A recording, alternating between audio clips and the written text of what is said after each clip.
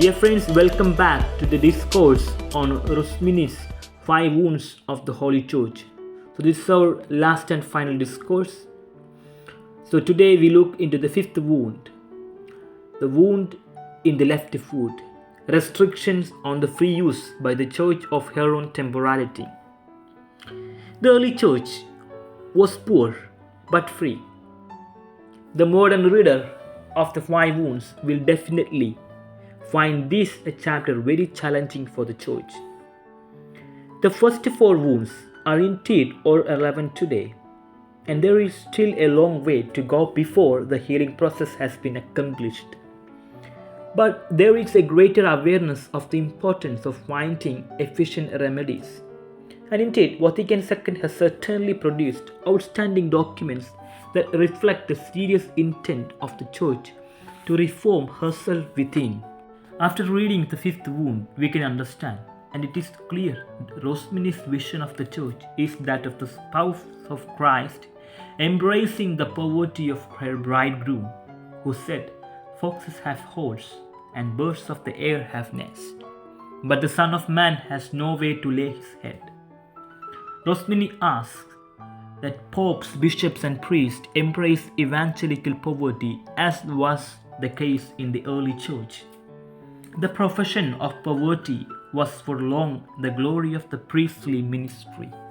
The majority of men called to the priesthood abandoned their possessions or gave them away to the poor.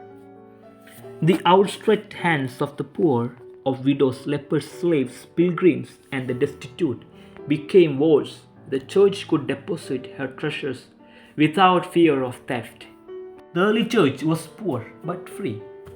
Her evangelical poverty was safeguarded by 7 maxims, which regulated the acquisition, administration, and use of material goods. Rosmini explains these ancient maxims with a passionate plea that the church of his time, the church of our time, should embrace them once again if she is to be the salt of the earth and the light of the world. The first requirement was that all offerings to the church had to be spontaneous. The second maxim, protecting the church from corruption, was that goods should be possessed, administered, and dispensed in common. The third precious maxim was that the clergy should use the church goods only for the strict needs of their maintenance. The remainder was to be applied to pious works, especially in alms for the poor. Fourth requirement, governing church goods and safeguarding the integrity of the clergy, was that ecclesiastical wealth used for pious, charitable purpose should also be assigned to fixed, determined works to prevent arbitrariness and self-interest from interfering with the management of the goods. The fifth requirement, safeguarding the church from the danger of riches, was a generous spirit, prompt to give, slow to receive.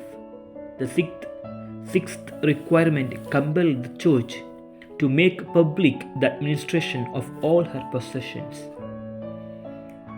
The seventh and the last requirement is that the church should administer her goods watchfully and carefully. Rosmini's plea that the church herself need to make an examination of conscience and assess herself against the 7 maxims that helped her in ancient times to live according to the evangelical poverty willed for her by the divine founder sounds very true and relevant today as in his own time. The documents of Vatican II speak about evangelical poverty when they deal with the religious life. But for Rosmini, however, evangelical poverty is a characteristic, a quality, a requirement for the whole of the church. It is the church that has to be poor, and the 7 maxims should become a working guidelines for the whole church. So this is a small and short understanding on the fifth wound, the restrictions on the church's free use of her own temporalities. I hope more or less it is clear for you. So once again, I thank you for hearing me all throughout this discourse on Rosmini's 5 wounds of the Holy Church. So take care. Have a nice day. Thank you.